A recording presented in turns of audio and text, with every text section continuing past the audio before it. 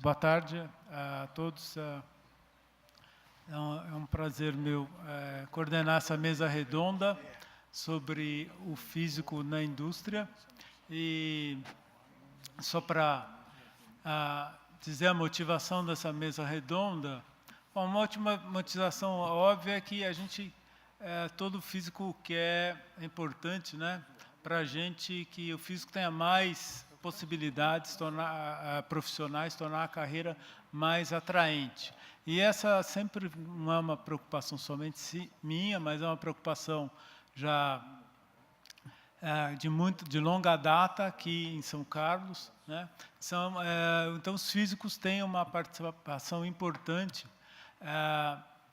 no envolvimento da universidade com o setor produtivo, né? E São Carlos, não só por causa dos físicos, mas por causa de outros colegas também, é reconhecido oficialmente como a capital nacional da tecnologia, né?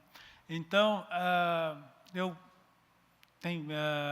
nós convidamos aqui o professor Silvio Goulart Rosa, um professor, colega nosso aqui do Instituto de Física, professor aposentado, e faz muitos anos que ele se dedica a parques de alta tecnologia e a propiciar empresas de alta tecnologia que estão crescendo. O professor Silvio Crestana, professor Silvio Crestana também. Professor Silvio Goulart, ele estudou no Rio e é praticamente um dos fundadores do Instituto, um dos primeiros que veio do Rio de Janeiro para São Carlos na década de 60, né, professor? O Silvio Crestana, ele é colega nosso, ele se formou aqui no Instituto de Física em São Carlos, ele fez mestrado em Física Teórica e fez o doutorado em Física dos Solos e se especializou, fez pós-doutorado nos Estados Unidos nessa área e trabalha na Embrapa há 30 anos? 32 anos. E o Silvio Crestana já foi presidente nacional da Embrapa. É um cargo de muito prestígio, que a Embrapa é uma empresa muito importante. E o professor Tito Bonagamba é o nosso diretor, atualmente diretor do Instituto de Física de São Carlos. Ele trabalha com a ressonância magnética nuclear e ele tem vários trabalhos, tanto na área aplicada quanto na área acadêmica. Ele já trabalhou também com imagens para ressonância magnética nuclear e atualmente ele, como diretor, ele é muito preocupado com esse tema do desempenho dos físicos fora da universidade, e ele também trabalha com pesquisa aplicada, trabalha com a Petrobras. Então, agradecer novamente a presença de todos os membros da Branca e pedir para o professor Silvio Goulart para iniciar. Então, nós vamos fazer cada um dos membros da mesa vai falar por 20 minutos, aproximadamente, e depois a gente vai abrir a plateia pode fazer perguntas e abrir a discussão para a plateia. Professor Silvio, por favor.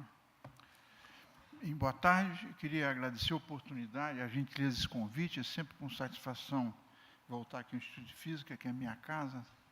Eu só tive um emprego, me formei no Rio de Janeiro, como o Catunda estava falando, e vim trabalhar aqui no Instituto de Física e me aposentei aqui, mas os vínculos são muito fortes. Então, o coração, a emoção, a experiência. E o Instituto de Física tem um papel fundamental, que eu vou contar brevemente, depois falar mais sobre as oportunidades que aparecem para vocês como físico, uma carreira com empresários, certo? Serem dono de empresa, ou trabalhar em empresa, certo? Desenvolver pesquisa em empresa, não só na universidade, instituto de pesquisa, mas na própria empresa. São Carlos, né, e essa região toda é resultado dos físicos. Vocês são físicos? Todo mundo é físico? Então, nós somos especiais, nós somos gente diferente. Vocês fazem parte da tribo dos melhores, tá certo? Nós somos os melhores. Porque nós fazemos tudo, tá certo? Nós temos habilidade, treinamento de poder fazer transformações, entender as coisas. O físico tem a curiosidade de ver o fenômeno, de fazer o instrumento, fazer as medidas, estruturar as medidas, fazer a teoria, comprovar essa teoria, coragem de abandonar quando a teoria não presta, certo? Falando mal dos outros, né? E buscar a fronteira. Então, nós somos bicho da fronteira, do limite. Nós estamos sempre no limite. Para trás você conhece tudo e para frente é um desconhecido. Então, isso é que promove a curiosidade com o método, o avanço da ciência.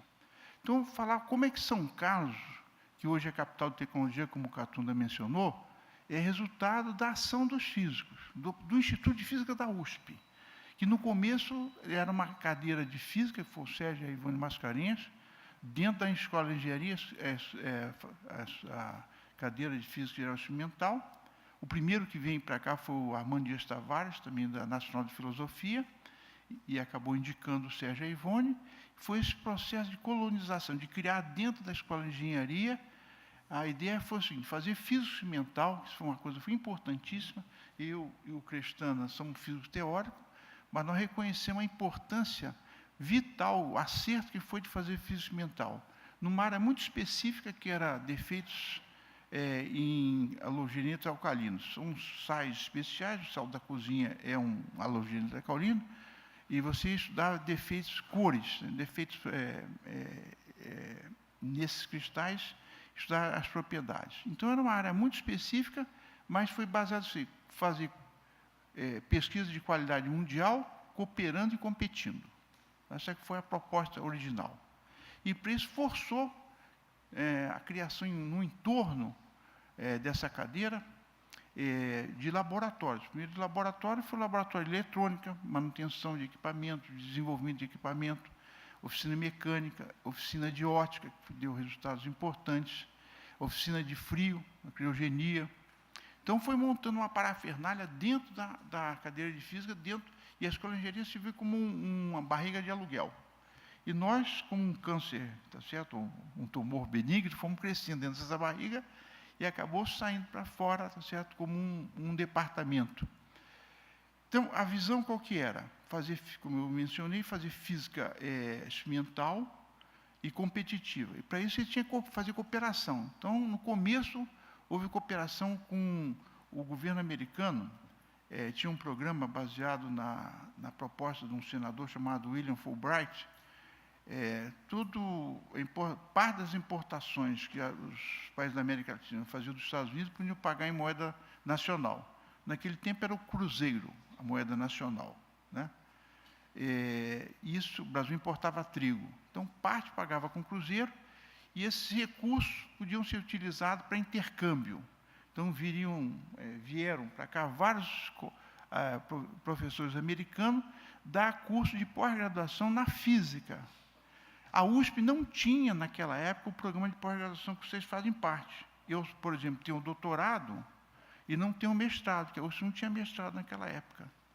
Então, esse intercâmbio com os americanos. Outra cooperação com os Estados Unidos foi no pós-guerra. A Marinha Americana, que tinha tinha um acervo muito grande de instrumentação utilizado na Segunda Guerra Mundial, e você podia submeter projetos. Ela apoiava projetos de pesquisas no mundo inteiro, sem nenhum interesse. Está certo? Era só para uma maneira de fazer relações públicas dos Estados Unidos com os outros países. E os primeiros laboratórios aqui de física, né, foram montados com parte desses equipamentos que o Sérgio Mascarenhas fez com a Marinha Americana. Então, esse negócio de cooperar, ter apoio e competir, publicar fora, mandar a gente para fora, trazer gente, desde o começo foi a semente, foi uma semente fundamental. Então, essa visão de fazer física experimental, que exige transformações profundas no entorno, só para dar um exemplo, foi contratado um aluno brilhante, certo? E não tinha naquela época vaga como professor, então contrataram ele como técnico. E ele era uma pessoa, eu acho que hoje ele é professor, o Fontana, é professor aqui, né? O Luciano Fontana. Então, ele foi contratado como técnico. Então, vamos mandar ele fazer o doutorado fora. A USP não tinha carreira de técnico doutorado. Então, teve que mudar, como iniciativa da física, criar a carreira do técnico doutorado para o Luciano poder fazer o doutorado fora. Porque a gente não podia perder aquela colaboração dessa pessoa tão importante. Então, só para dar exemplo de como é que essa ação dinâmica de fazer pesquisa competitiva e usar a pesquisa como um instrumento de formação das pessoas. A pesquisa, ela tem um papel fundamental, não só de avançar o conhecimento, mas também de formação das pessoas. Então, vocês aqui têm a oportunidade de ter laboratório de ensino invejável. Nenhum departamento, eu acho, de física no Brasil tem um laboratório para ensino de física igual São Carlos. Foi a preocupação de criar infraestrutura de padrão mundial, de tal maneira que você pudesse atrair, reter, treinar as pessoas aqui em São Carlos. Então, esse modelo ele foi se desdobrando em outras iniciativas. As primeiras empresas de base tecnológica de São Carlos eram da física. Então, vou mencionar duas. A Sapra, que é uma empresa de físicos, com doutorado, baseado numa descoberta feita aqui na física de São Carlos. É que os ossos, tá certo? Nossos ossos, quando irradiados, criam uma memória, né? Isso provoca defeito na radiação, e você pode medir isso aí. É um efeito que foi descoberto aqui em São Carlos pelo Sérgio Mascarenhas, que o osso tem propriedades piezoelétricas. E você pode, então, dessa maneira, medir, você faz um crachá, só para dar um exemplo, e você pode medir a radiação que a pessoa foi exposta, baseado nesse fenômeno que foi descoberto aqui. A outra empresa que também foi criada aqui, que saiu da oficina. Nós temos uma das melhores oficinas de ótica e instrumentação de componentes óticos de precisão. Tem aqui em Campinas, acho que em Recife. E dessa oficina, não só do grupo de física, mas da oficina de física que foi montada, os técnicos foram fazer treinamento fora, com o grupo de física, que o Catunda faz parte desse grande, agora é um grupo muito grande, tem vários pesquisadores envolvidos na parte de ótica, e que saiu uma empresa grande, importante para São Carlos, que foi a primeira empresa incubada da América Latina, na incubadora do Parque Tec. Também saiu da física a modelagem. São Carlos é uma cidade que se distingue por ter a USP, né? E aqui em São Carlos, a USP tem física, química, matemática, engenharia, tem uns 10 tipos de engenharia, e arquitetura. Então, são 5 institutos. A arquitetura que está um pouco fora aí, mas o resto é ciências duras e engenharias. Então, essa característica de São Carlos, de você ter uma comunidade muito forte aqui na área de ciências exatas e engenharias, também da física saiu uma proposta acadêmica da Universidade Federal. Foi uma iniciativa, outra vez, que saiu da física da USP de São Carlos, e a primeira universidade de São Paulo não tinha uma universidade federal. A primeira universidade federal, em 1970 e poucos, também foi uma iniciativa que, na época, o presidente da Câmara Federal era um deputado de São Carlos e era presidente da Arena, Ernesto Pereira Lopes. Então, naquele momento, foi um período da ditadura, ele era um dos civis mais poderosos. E houve um pleito, certo, de trazer a primeira universidade federal para o estado de São Paulo e aqui São Carlos. Foi uma outra decisão, a gente vai pensar numa sequência de decisões lúcidas, né? Porque, sem mesmo ter um planejamento estratégico de longo prazo, as lideranças que estiveram envolvidas nessa construção que eu estou tentando mostrar para vocês, numa sequência temporal, foram decisões todas corretas, como se nós estivéssemos sendo guiados pelos deuses, tá? Tirar o Brasil, deixar de ser um país vagabundo, tá certo? Sair do chiqueiro, né? Para ser um país desenvolvido. E transformar São Carlos não só na cidade capital de tecnologia, mas num modelo e num exemplo, um laboratório. Como é que se faz a coisa certa? Como é que nós, violando a terceira lei de Newton, nos puxando pelo cabelo, nos arrancamos do chão? Como é que nós nos levantamos do chão, puxando nossos próprios cabelos? Então, São Carlos transformou, por essas ações, por essa sucessão de decisões lúcidas, num laboratório de coisa certa. Então, a Federal foi proposta, né, numa ação também de professores da física, através do Sérgio envolvido, o Milton Ferreira de Souza, eu me lembro assim, bastante empolgados com isso, uma série de alunos que estavam fazendo mestrado aqui, né, que toparam se transferir para ser professores no curso de Engenharia de Materiais da Federal. Então, a Universidade Federal de São Carlos também é outro exemplo de como é que a física contribuiu decisivamente, a física da USP de São Carlos, decisivamente para a construção de uma universidade. E o primeiro curso lá foi Engenharia de Materiais, que é um curso pioneiro no Brasil, porque a visão que tinha, que a engenharia no Brasil era uma engenharia muito tradicional, engenharia civil, engenharia elétrica, engenharia, certo? Era mais ou menos essa, duas, certo?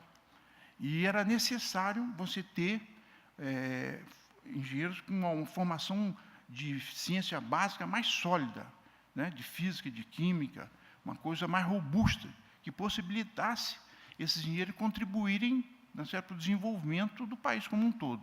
Então, essa visão, tá certo, audaciosa de... Então, a Universidade Federal, ela foi armada, a concepção dela pedagógica foi armada em torno da engenharia de materiais. E uma coisa que foi inovado na época lá, agora não sei se é copiado, é que o estágio que os engenheiros fazem não é feito no último ano, porque os alunos normalmente fazem no último semestre, né, no quinto semestre, não, no 10º semestre, que é o que eles fazem o estágio e não voltam para a universidade. E aquela experiência, aquelas dúvidas, aquela interação que faz com a indústria fica perdida. A Universidade Federal inovou na engenharia de materiais, fazendo que esse estágio acontecesse no 8º semestre ou no 7º semestre. Então, o aluno sai, vai para a indústria, testa certos conhecimentos que ele está tendo, vê os problemas que a indústria está afetando e traz aquelas dúvidas para dentro, para a sua iniciação científica, para os seus termos de conclusão de curso. Então, esse é um exemplo, estou ilustrando um pouco aqui, para não demorar muito, de como que também que a comunidade física foi enriquecendo, tá certo? Criando instituições em volta. Outra instituição primorosa que compõe aqui, além da USP, de São Carlos, da Federal, é a Embrapa. E o Crestano aqui, com certeza, vai falar muito melhor e com mais dados. A Embrapa Instrumentação. Em São Carlos tem duas Embrapas. Tem a Embrapa Pecuária do Sudeste, que é uma fazenda lindíssima aqui, chama Fazenda do Canchinho, ela está instalada lá. E essa veio de um antigo fazenda cimentais que o Ministério da Agricultura tinha espalhado no Brasil. E quando a Embrapa foi criada, ela foi transformada num centro de pesquisa da Embrapa.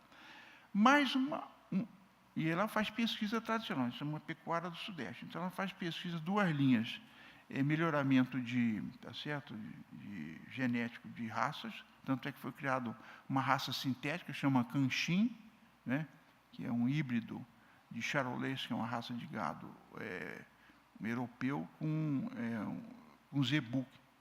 O Brasil é rico, porque ele apropriou-se de duas tecnologias, ou de dois cultivares, né? Os capins da África e o gado da Índia. Né? Adaptou esse negócio. Hoje, o Brasil, ninguém compete com o Brasil, tá certo? Como produtor de proteína vermelha. E uma outra iniciativa foi criar uma segunda Embrapa, instrumentação, tá certo? Instrumentação, utilizar a instrumentação que nós, físicos daqui de São Carlos, que tinha uma base fortíssima em física experimental, com toda essa parafernália, todos esses laboratórios, todas essas oficinas montadas, trazer essa visão de físico, tá certo? Para colaborar com os agrônomos, com os veterinários, com os extensionistas, fazendo pesquisa, tá certo? Na Embrapa, com a visão do físico. Então, esse foi uma experiência também que nasceu, o Crestão é fundador dessa iniciativa, e transformou-se não só numa outra unidade da Embrapa, mas num centro nacional. E hoje, eu acho que distingue essa Embrapa de todas as outras, é que eles têm um grupo de pesquisadores altamente qualificados, fortemente interagindo com as universidades. Então, eles têm um número de estudantes de mestrado e doutorado enorme trabalhando nesse problema do agronegócio brasileiro lá. Então, essa interação, tá certo? Que eu acho que é uma das primeiras que a Embrapa fez, executou, dá, tá certo? Uma demonstração de como é que essas decisões lúcidas que eu estava mencionando foram ocorrendo e foram enriquecendo, foram abrindo oportunidade para os físicos interagirem, não só em física, a pesquisa básica, uma coisa fundamental, mas também as outras vertentes da pesquisa, a pesquisa aplicada e a pesquisa tecnológica. A pesquisa é onde está a sua curiosidade, não tem distinção o que é mais importante e menos importante. O Brasil precisa de tudo, nós somos um país da carência, da ausência, da pobreza, da falta, tá certo? Então, pessoas educadas, curiosas, querendo gerar conhecimento, são indispensáveis na avanço de gerar. E terminando a contribuição do Instituto de Física, foi também criada a Fundação Parque Tecnológico de São Carlos, que a primeira foi em 1985, juntamente com a Embrapa.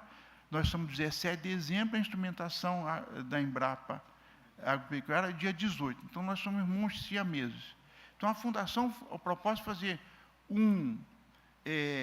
uma interface entre a universidade e o mundo lá fora. Assistir à transferência de conhecimento da universidade para o mercado, via criação de empresa. Nós implantamos a primeira incubadora de empresas de base tecnológica da América Latina. A primeira empresa incubada na América Latina é a optoeletrônica, que saiu da oficina de ótica de precisão da física, né? Contribuição de técnicos, de professores, mas saiu com apoio do CNPq, da FINEP, todo mundo participando disso. E hoje São Carlos conta com cerca de 250 empresas de base tecnológica. Então, nós temos as 2 universidades, as 2 Embrapas, nós temos 3 faculdades de tecnologia, tem o Senai, a Faculdade de Tecnologia do Senai, a FATEC, a Faculdade de Tecnologia do Estado, e tem o Instituto Federal de Educação Tecnológica.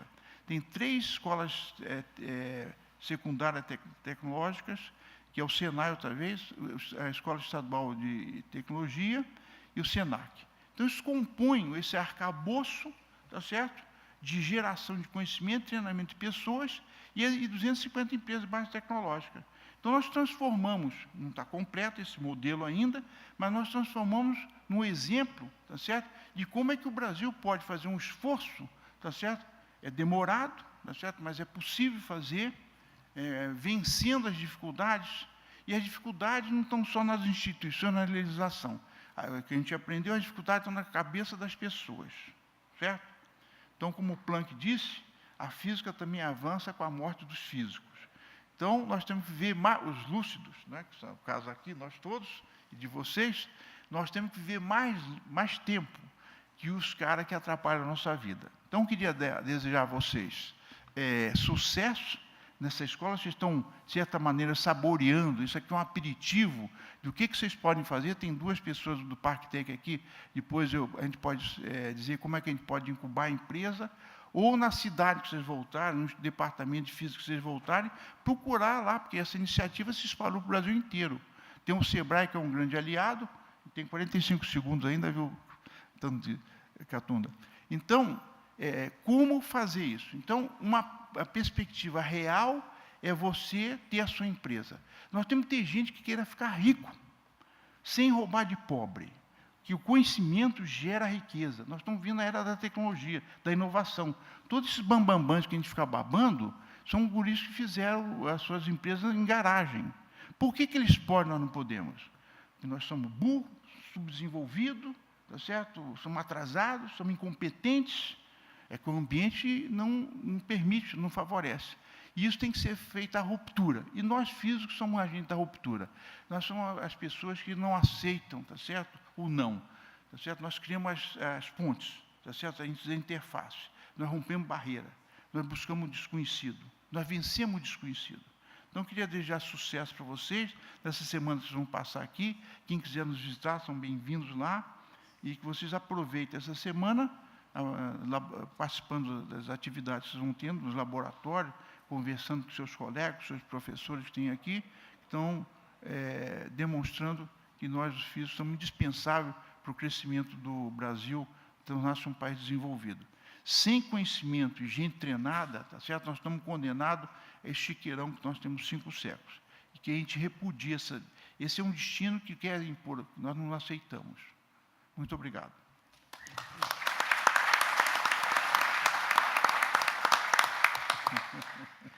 Obrigado, professor Silvio. Queria passar a palavra para o Silvio Crestana. Boa tarde. Os colegas da Embrapa Instrumentação aqui, quase vizinho nosso aqui. Obrigado. Obrigado. Obrigado, professor Catunda. Obrigado, professor Tito, pelo convite. É uma satisfação estar aqui com vocês, como físico, como ex-aluno do Instituto e como alguém que se envolveu fortemente com os desafios do Brasil, e fazendo isso ficou claro que nós tínhamos que dar uma contribuição a mais daquela que já estava sendo dada, que era muito importante, que é a física de qualidade, a física das publicações, a física teórica, não é? Mas também dá uma contribuição de grande impacto social, econômico e, por que não, ambiental também. E aí o melhor útero para fazer isso, já na época, ou à época, em 1984, era a Embrapa, né? Como uma empresa brasileira de pesquisa agropecuária, principalmente dirigida e liderada por agrônomos veterinários, um pouco de biólogos, químicos, e zero de física, né? E houve uma coincidência muito boa, porque nós estávamos, junto com o professor Mascarenhas, constituindo um grupo de física aplicada à agricultura. Veja, física aplicada à agricultura, uma coisa realmente nova, né? Nós começamos a perguntar, onde existe isso? Existe física de solos? Existe física do ambiente? A gente sabia que deveria existir, mas não tinha claramente isso nos cursos tradicionais da física. Mesmo a física de São Carlos sendo bastante inovadora, porque ela foi pelo lado experimental, trouxe toda a área de ciência dos materiais, né, biofísica, interdisciplinaridade, etc. Foi a época, né, a física da matéria condensada. Isso foi uma ousadia enorme, né, já numa nova dimensão, numa nova criação. Mas nós começamos aí como alunos, então, formados aqui, e com também alguma já experiência também no exterior, a pensar o seguinte: por que não tentar ir de encontro aos problemas da agricultura brasileira, né? E foi assim que surgiu a Embrapa Instrumentação. Eu vou rapidamente, acho que mostrar alguma coisa, que é melhor do que eu falar de maneira genérica, e acredito, então, outra coisa, é importante pensar que a física lida com a natureza, essencialmente. E para fazer agricultura é preciso lidar com a natureza. Então, a agronomia, veterinária, a física tem um sinergismo muito grande, né? E a agropecuária está no Brasil inteiro, em qualquer parte. Vocês vêm aí, participam aqui, vindo de várias partes do Brasil. A agropecuária está presente em todo o território nacional. Então, em qualquer lugar que vocês estiverem, mais desenvolvido ou menos desenvolvido cientificamente, é possível fazer coisas. A Embrapa está presente praticamente em todo o território nacional. Então, eu quero oferecer esse útero da Embrapa a vocês, a pensarem, a ousarem, tá certo? Como físicos, se aproximarem das Embrapas, né, que estão no território nacional, e daí a gente tentar fazer coisas juntos, tá? Eu poderia falar dos resultados e do passado. Nós já geramos mais de 20 empresas tecnológicas que saíram da Embrapa Instrumentação. A Embrapa Instrumentação é um spin-off do estudo de física, como o professor Silvio Goulart falou, né, disse. E nós já geramos, por sua vez, mais de 20 empresas que saíram, inclusive, junto do Parque Tech.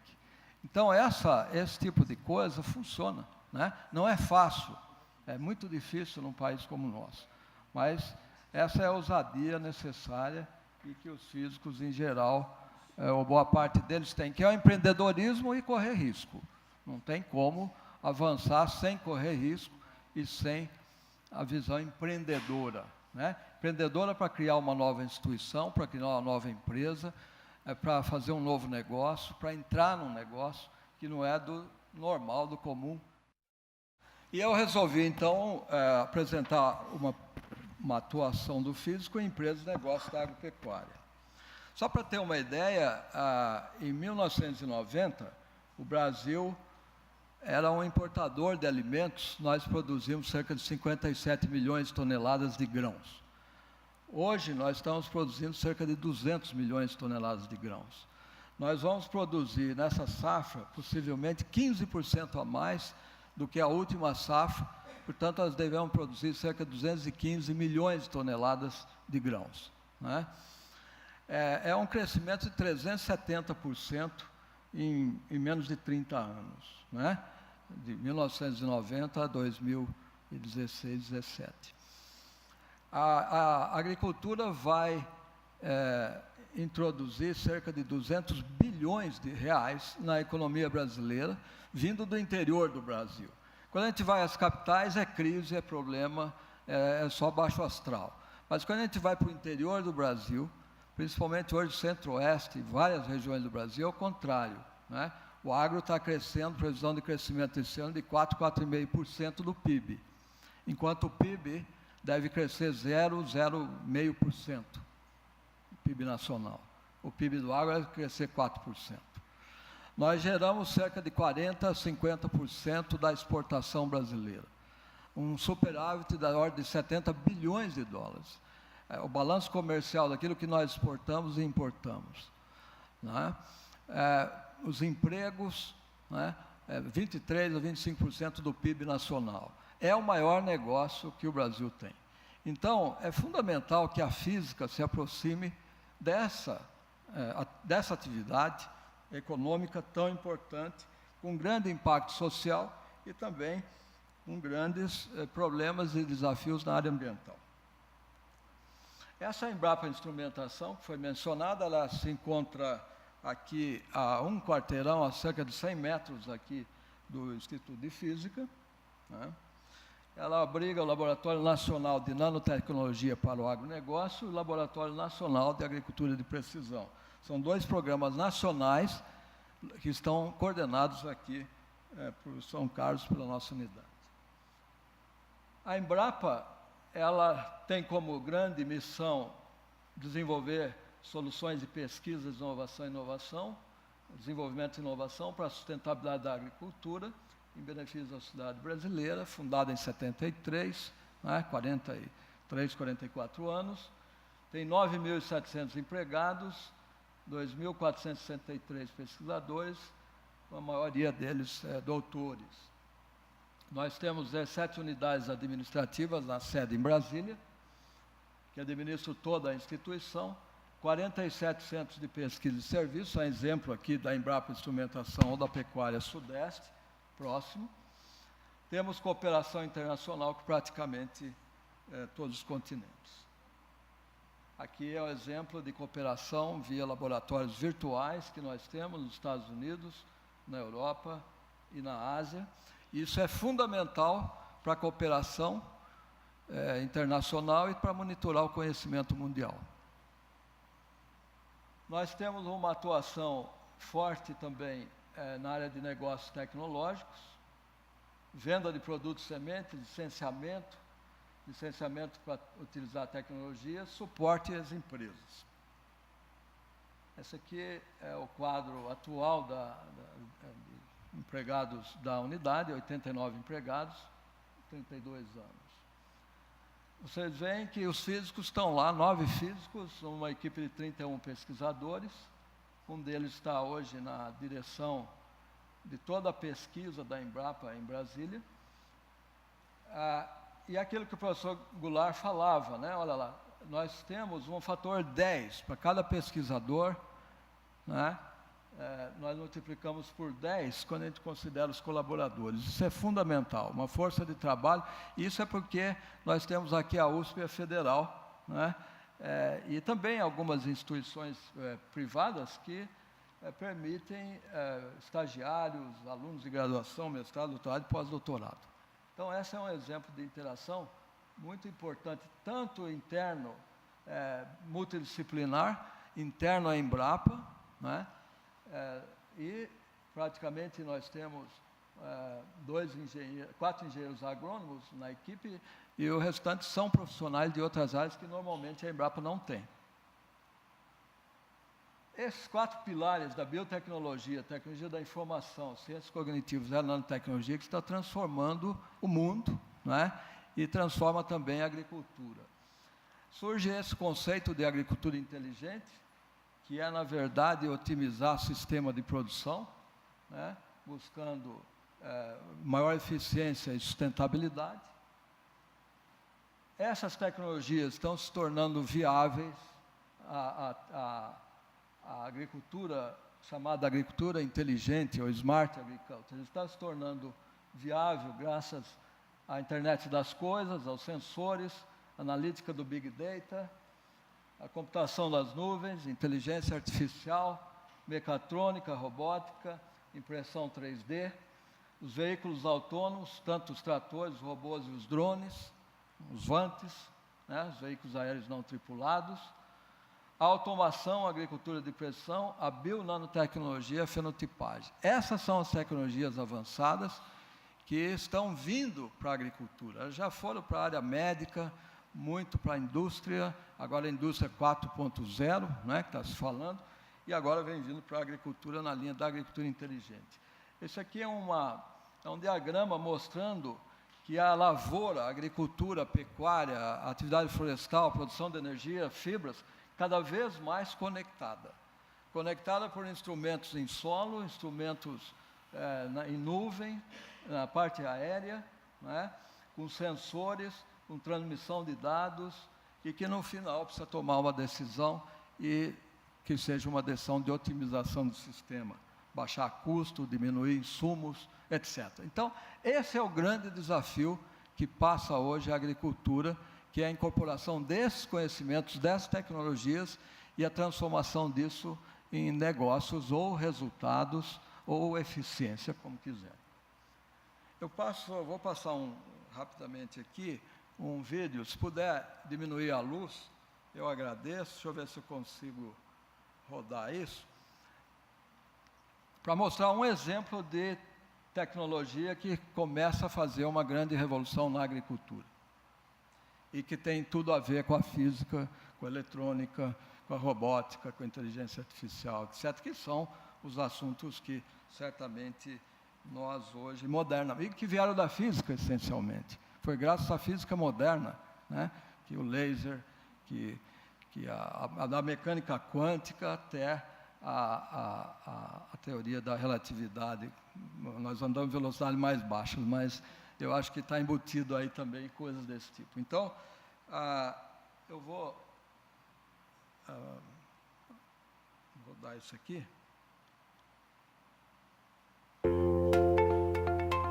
Brazil is one of the major agricultural powers in the world and the country with the greatest potential for expansion in this area.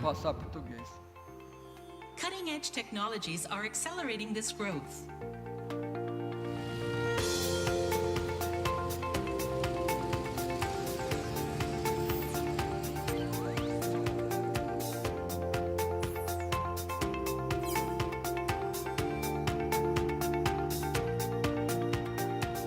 For the past 43 years, Embrapa, the Brazilian Agricultural Research Corporation, has been developing, adapting, and transferring technology to Brazilian farmers. Since 1998, São Carlos-based Embrapa Instrumentation has pioneered in the use of drones for tropical agriculture. With multiple features and functionalities, drones can have a positive impact on agricultural yields. Today, however, high costs, the need for specialized operators, and access to powerful computers make the correct use of drones more difficult by Brazil's average farmer. But this is about to change. Wireless technology is revolutionizing the way we live, work, and entertain. and will now bring even more innovation to Brazil's agriculture, real-time information, and crop intelligence metrics to the farmer, eliminating the need for a specialist to fly the drone or help interpret the data. The farmer will then be able to use data to accurately detect areas in the fields that may have crop diseases and plagues, water stress, nutrient deficits, and environmental damage, allowing increased productivity and the reduction of environmental impact of agriculture by regulating the use of chemicals, nutrients, and water.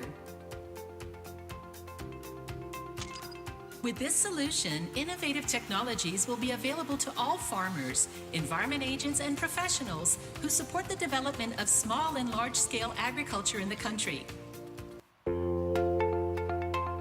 Brazil is one of the major agricultural powers in the world and the country with the greatest potential for expansion in this area. Cutting-edge technologies are accelerating.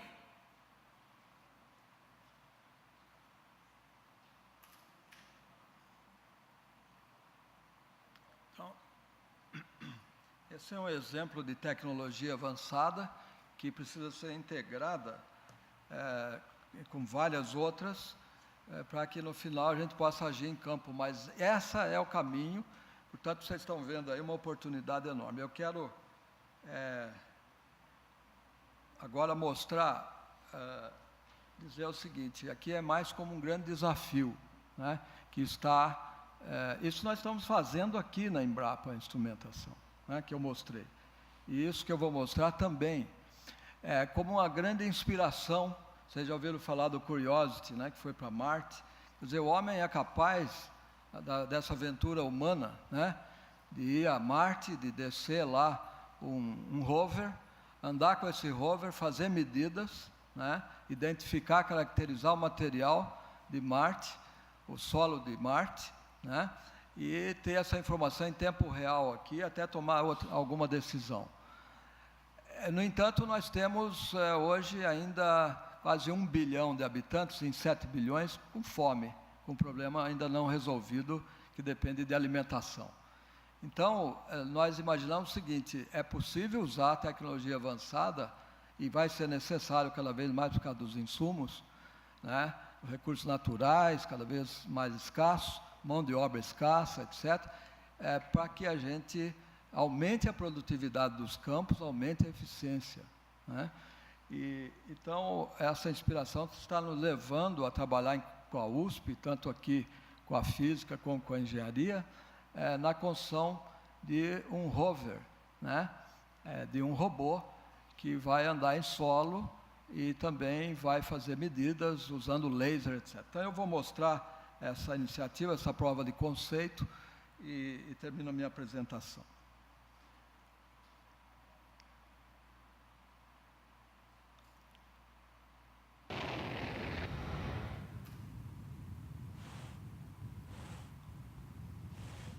Veja quanta ciência, quanta engenharia, quanta tecnologia necessária para colocar um rover em Marte.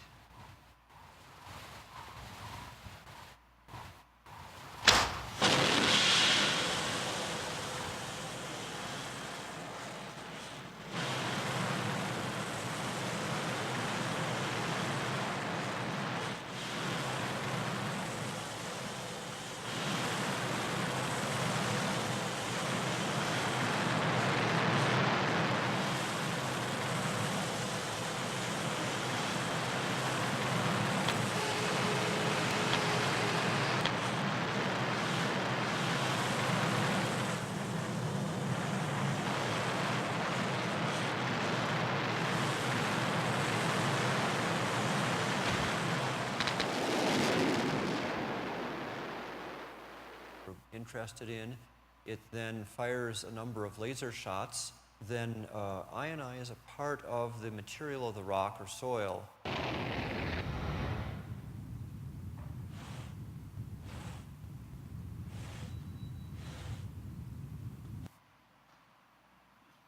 Ele volta aqui.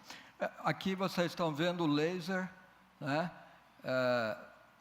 aplicado no sentido de caracterizar uma rocha ou solo, mandar essa informação para a NASA e aí, se for o caso, mudar o ângulo, mandar o rover andar para outro lugar e assim por diante, ou repetir. Então, finalmente, nós pensamos o seguinte, essa é uma tecnologia que hoje nós temos o grupo aplicado à agropecuária mais importante do Brasil e que saiu aqui do Instituto de Física, né, da ótica e da fotônica, liderado pela nossa colega Débora.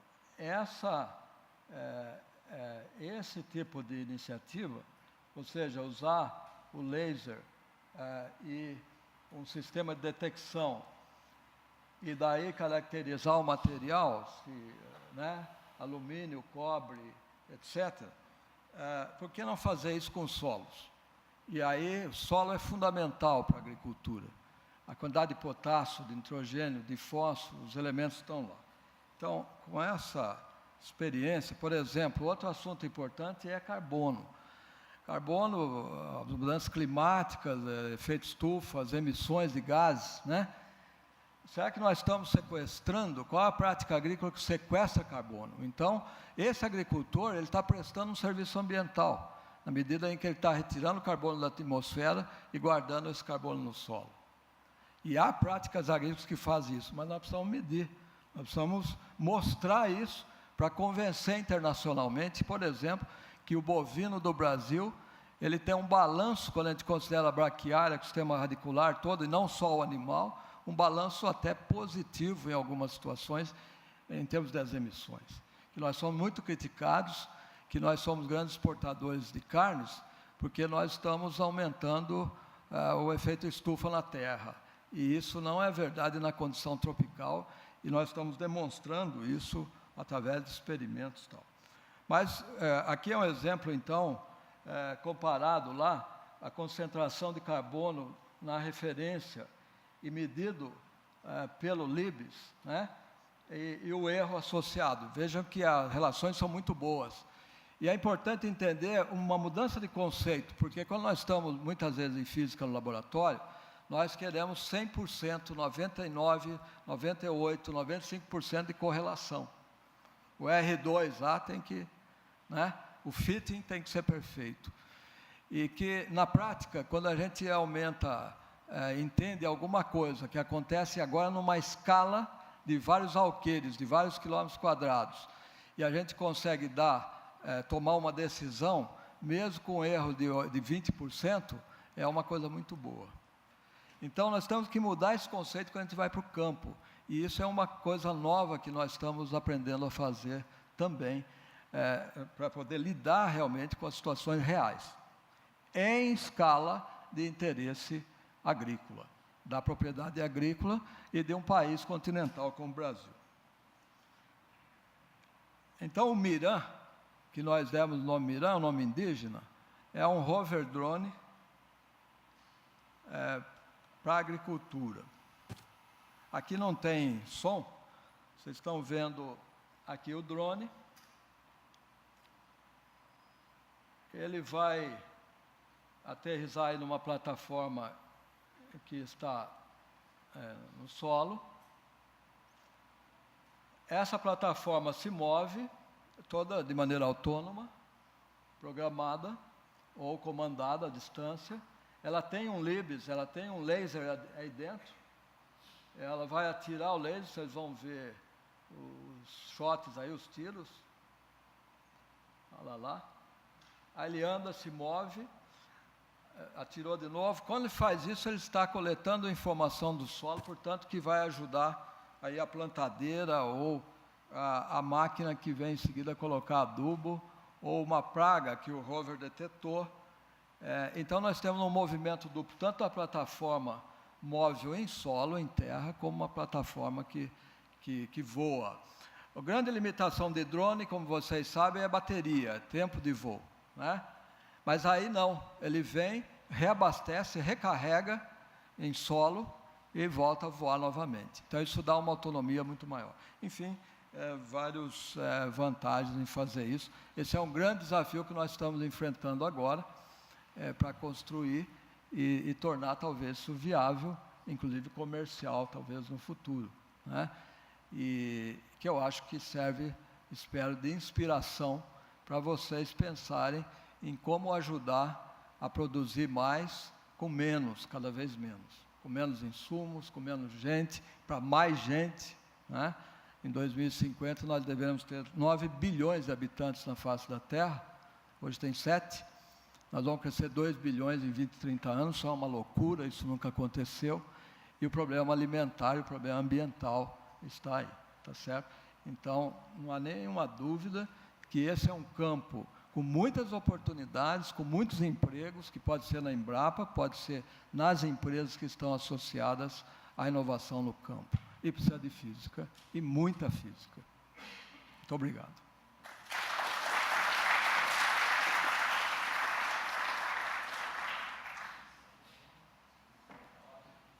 Obrigado, Silvio. Vou chamar agora o professor Tito Bonagamba, diretor do Instituto de Física de São Carlos. Eu talvez tenha uma grande superposição com o que o professor Silvio Goulart falou, mas é uma honra, né, antes de mais nada, estar na mesma sessão com o professor Silvio Goulart, meu professor, e o Silvio Crestana, que é uma geração à frente da minha, que serviu como modelo. Bem, eu vou tentar fazer nessa aventura de falar em 20 minutos muitas coisas. Eu vou querer mostrar um pouco dentro desse simpósio de ensino de física como um instituto como o nosso, que se preocupa com o emprego do seu egresso, não somente na academia, mas também fora dela, como ele se insere nesse mundo que vai desde o contato que a gente tem com alunos do ensino fundamental, passando pelo médio, atraindo pessoas que possam estudar aqui, que estejam habilitadas para conviver com o ambiente de física e, posteriormente, possam, além da graduação, fazer uma pós-graduação, mestrado, doutorado e ocupar seu espaço dentro de um país que necessita fortemente tanto de ciência básica quanto de ciência que sirva para o desenvolvimento e inovação.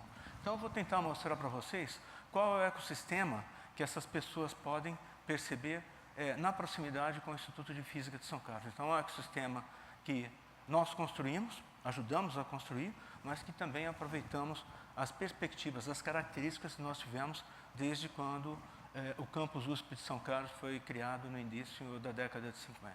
Pessoas com visão já estavam ocupando aquele espaço naquele momento. Então, essa apresentação está em inglês porque esse tema é muito discutido não somente no âmbito do Brasil, mas também no exterior, e o Instituto de Física de São Carlos é convidado para discutir sobre esses temas. Então, vou falar muito rapidamente de todas as nossas ações que tentam pensar desde o ensino fundamental até o nosso egresso dentro ou fora da academia. Em particular, eu gostaria de deixar claro que o Instituto de Física de São Carlos, tal como qualquer outra unidade de ensino e pesquisa da Universidade de São Paulo, faz parte da Secretaria de Desenvolvimento Econômico, Ciência, Tecnologia e Inovação, ou seja, nós já fazemos parte de um ecossistema que exige que a gente pense em contribuir para o desenvolvimento do Estado de São Paulo e do país. Nós temos aí o Centro Paula Souza, que é a Agência de Inovação do Estado de São Paulo, que criou as escolas técnicas e as faculdades de tecnologia, temos o Instituto de Pesquisas Tecnológicas, nós temos o IPEM, nós temos a FAPESP, que dá um canal de financiamento muito importante para a pesquisa realizada no Estado de São Paulo, Invest São Paulo, que coloca recursos para que a gente tenha a possibilidade de desenvolver, e nós temos aí vários setores como as universidades que estão presentes no Estado de São Paulo, incluindo a Univesp e assim por diante, chegando até os parques tecnológicos, que são 28 ao longo do Estado de São Paulo, mas a gente gosta de colocar com orgulho o Parque Tec, que é algo nato de São Carlos. Isso é importante, que para toda essa atividade da Universidade de São Paulo, em um instituto como esse, que pensa na educação desde o ensino fundamental até o egresso na sua fase final, a gente tenha grande contato aí com a Secretaria da Educação do Estado de São Paulo e a Diretoria Regional de Ensino, bem como uma parceria com a Secretaria da Cultura, como vou tentar mostrar rapidamente para vocês, que a gente tenta atrair os alunos através de atividades que não vão somente em demonstrações de física, mas atraindo o aluno para que venha a concertos que são apresentados aqui, ou exposições, como vou apresentar rapidamente. E física se inclui nesse cenário, ele tem que ter essa percepção que ele tem que contribuir para o desenvolvimento socioeconômico e educacional do Estado de São Paulo. O Instituto de Física de São Carlos, como o professor Silvio já comentou, ele nasceu dentro de uma escola de engenharia, ficou por lá muitos anos, né, da ordem de 20 anos, depois também teve a alegria de viver com os químicos por mais 20 anos, no Instituto de Física e Química de São Carlos. Somente há 22 anos que nós somos um instituto de física. Porém, todas essas separações foram benignas, né? Não tivemos problemas e, por sorte, nós conseguimos manter essa linhagem. Hoje nós temos uma instituição que não se preocupa somente com aspectos teóricos básicos de física teórica ou de física experimental, mas tenta também fazer um trabalho muito forte em pesquisa, desenvolvimento e inovação. E o que nós estamos falando aqui não é uma coisa de moda do momento. Essa questão, como o professor Silvio já disse, já desde a década de 80, ou com o nascimento da Escola de Engenharia de São Carlos, esse pensamento já era muito forte dentro dos professores pesquisadores do Instituto de Física de São Carlos. E a outra questão importante é que é uma instituição muito multidisciplinar. Nós não temos aqui pesquisa limitada somente à física pura, mas tem um grande impacto em ciências dos materiais, biologia estrutural, medicina, odontologia, ciência da computação e várias outras áreas que eu não vou entrar em muitos detalhes. E o bom aqui é que os teóricos experimentais conversam entre si, que faz com que você tenha uma pesquisa que tenha maior impacto ainda frente às revistas internacionais. Então, dentro da equipe que trabalha dentro do Instituto de Física de São Carlos, você vai encontrar facilmente engenheiros, cientistas de computação, bioquímicos, biólogos, químicos, farmacêuticos, dentistas e físicos também. Ou seja, os físicos são aqui 75%, mas usufruem enormemente desse ambiente que faz com que, por ter um ambiente tão eclético como esse, que pensa em desenvolvimento e inovação, a gente acaba tendo várias colaborações com empresas e um considerável número de patentes e startups, ou seja, a unidade que cria startups está também criando emprego e riqueza para a região. E aqueles que vão ter contato com as empresas podem também acabar arrumando emprego. Então, aqui já é um primeiro contato com a perspectiva do físico trabalhando fora da academia. É um instituto relativamente pequeno, aí, com cerca de 80 docentes. Nós não abrimos mão dos nossos aposentados, ok? Convidamos sempre para os aposentados que nunca se aposentam, na realidade.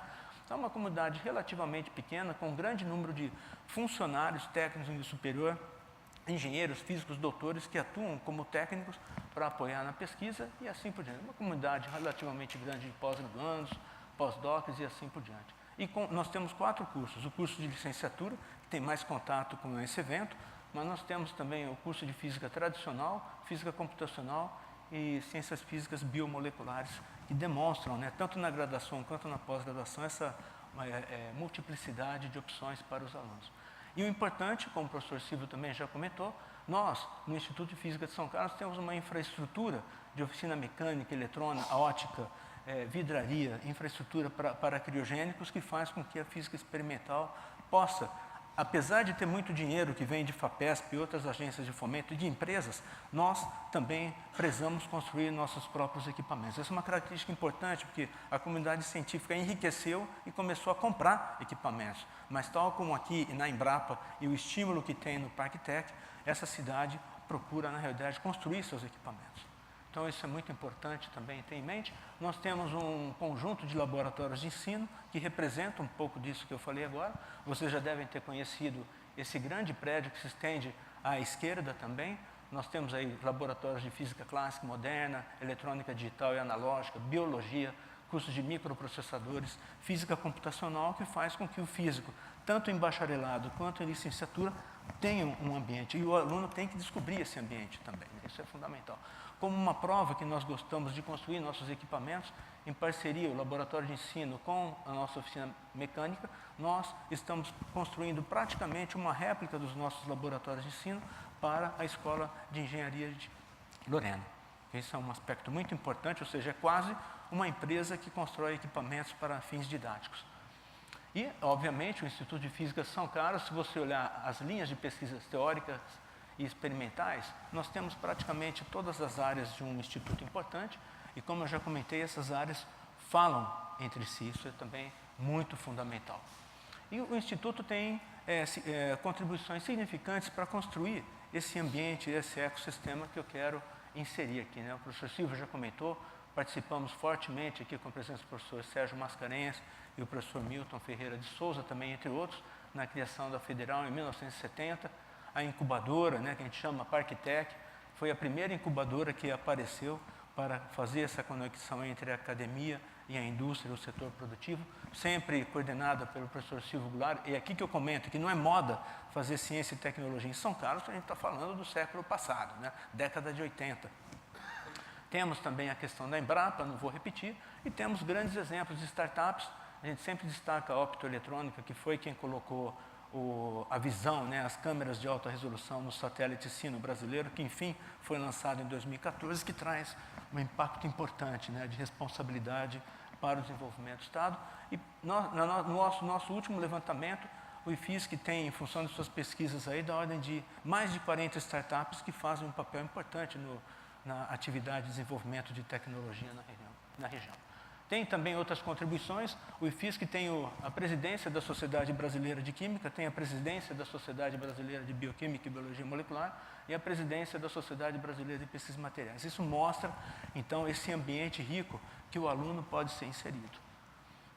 Além disso, criamos, né, em parceria com a Química, o Centro de Divulgação Científica e Cultural, que vocês já devem ter ouvido falar muito, que é o nosso canal de comunicação com os alunos do ensino fundamental e médio, não só com eles, mas também com os respectivos professores e pais. A gente tem que ter essa conversa para mostrar que a física tem um potencial importante, não somente de conhecimento, mas de futuro, carreira, profissão acadêmica e fora da academia, para que os pais percebam e, às vezes, não impeçam seus filhos de escolher a física porque não é uma carreira de futuro. De fato é, e nós estamos fazendo um trabalho fundamental nessa área. Nós também temos aí contribuições importantes. O professor Horácio Panepucci comandou um grupo que construiu um sistema de geração de imagens para o corpo humano por ressonância magnética nuclear, que ficou instalado durante anos no hospital aqui da cidade de São Carlos, e o nome dele hoje é emprestado para denominar o Hospital Escola da Universidade Federal de São Carlos. É uma contribuição muito grande, né, que coloca a ciência fora do ambiente da academia a serviço da sociedade. Nós temos vários outros exemplos, o mesmo grupo que propõe vários equipamentos fundamentados em conceitos óticos para a sociedade na área de odontologia e medicina, é o mesmo grupo que faz o condensado de Bose-Einstein, o primeiro condensado de Bose-Einstein no hemisfério sul. Então, isso é importante, porque a gente está procurando fazer ciência e tecnologia sem abrir mão da ciência básica, que é fundamental para que os processos ocorram. Outro exemplo importante, né, tem uma unidade de terapia fotodinâmica para tratamento de câncer de pele ou outras afecções cutâneas, também que tem sido um grande sucesso. Enfim, o Instituto, além de fazer pesquisa básica fundamental, participa de todas essas ações, incluindo o desenvolvimento de estruturas para telescópios, e assim vai por diante, né? Produção tem uma área de química medicinal muito forte, preocupada com a saúde, agora trabalhando fortemente com a questão da Zika. Tem a língua eletrônica, que se mistura com as atividades da Embrapa, grandes parcerias. Enfim, é um instituto que, no que se refere à pesquisa básica fundamental, que está plenamente adaptada ao ambiente acadêmico, o Instituto de Física de São Carlos, ao longo dos últimos anos, tem superado, não vou citar outros nomes de unidades, mas tem sido destacadamente a unidade mais produtiva da Universidade de São Paulo. Porém, não só isso. Se você olha o número de patentes produzidas por todas as unidades de ensino e pesquisa da Universidade de São Paulo, você pode ver aqui que a grande campeã é a Escola Politécnica, terceiro lugar o Instituto de Química em São Paulo, segundo, e em terceiro lugar o Instituto de Física de São Carlos. Porém, se você olhar, temos per capita, o Instituto de Física de São Carlos é de longe o grande produtor de patentes da Universidade de São Paulo. Isso faz e demonstra que esse instituto tem interesse, sim, e na sua natureza faz esse papel com muita qualidade. E todo mundo, o IFISC, apesar de ser 1% da Universidade de São Paulo, corresponde a 8% do número de patentes da Universidade de São Paulo. Isso é importante, 40% do campus São Carlos, ou seja, já atingiu a ordem de 120 propriedades intelectuais. Para uma unidade acadêmica, isso é um número expressivo. Outra preocupação que todo mundo tem é fazer patente é fácil, mas licenciar é difícil. Porém, se você olhar o percentual de licenças que nós temos, está dentro do padrão mundial de licenciamento, a ordem é de 10%. Estamos até um pouco acima do licenciamento. Eu estou falando tudo isso porque eu quero inserir o panorama do futuro do nosso aluno no mercado de trabalho. Não é só para fazer o marketing do Instituto, mas você tem que ter, na realidade, um ecossistema muito bem constituído para que você tenha êxito nessa questão. Então, o Instituto de Física de São Carlos, por essas características, acaba interagindo com muitas instituições que estão fora do âmbito acadêmico. porque isso é fundamental. É claro que também a gente tem muito mais parceria com grandes parceiros acadêmicos e, por causa de toda essa situação, a Física de São Carlos acaba participando em um estudo muito bem elaborado sobre essa relação entre a física e o desenvolvimento nacional. Esse é um livro muito importante que foi feito em parceria com o Centro de Gestão e Estudos Estratégicos e com a Sociedade Brasileira de Física, que mostra, inclusive, e mapeia muito bem os físicos que estão atuando fora da academia. A gente pensa que não existe, mas existem muitos físicos atuando fora da academia. O problema é que eles não conversam muito mais com a gente, porque eles acham que não são mais físicos. Mas, na realidade, eles são físicos fundamentais para que a física se estabeleça como uma ferramenta fundamental de desenvolvimento em nosso país. Organizamos também o primeiro Encontro Nacional de Física na Indústria, tem um impacto importante, não vou dar detalhes porque não temos tempo para essa finalidade, e temos participado também de movimentos internacionais com o Instituto Americano de Física, que veio ao Brasil na Unicamp para que nós pudéssemos discutir essa questão da física industrial, que é o físico que atua fora da academia, dentro de países emergentes. É um evento muito bonito. E com todo esse panorama também, nós decidimos procurar onde nossos alunos estão estudando fora da academia. Eu não vou colocar todos, né? Mas a gente tem um grande número de pessoas trabalhando fora da academia, obviamente, né? Tanto nas empresas quanto nas startups que eles mesmos estão criando seus próprios empregos ou encontrando bons empregos por aí. É claro que eles estão ocupando também boas posições na academia, e tudo isso se insere dentro também de um programa de pós-graduação no Instituto de Física São Carlos, que é um dos poucos que eternamente recebem nota máxima da CAPES. E aí surge uma primeira questão. Bom, então vocês têm interesse em fazer engenharia física, ou ter um mestrado profissional? Não, aqui no Instituto de Física São Carlos a gente entende que esse panorama que foi construído forma adequadamente físicos, tanto para a academia quanto para atuarem fora da academia. Então, a nossa graduação se acomodou, não vou entrar em detalhes, posso comentar depois, para manter essas perspectivas para o aluno que tenha uma percepção de academia ou uma percepção de empresa que ele possa escolher. E também nós temos um doutorado acadêmico industrial, um projeto piloto, que no momento em que você recebe um aluno, ele tem interesse em trabalhar em alguma área importante da indústria brasileira, nós podemos encontrar um supervisor da empresa que queira trabalhar conosco em um tema que nós podemos propor.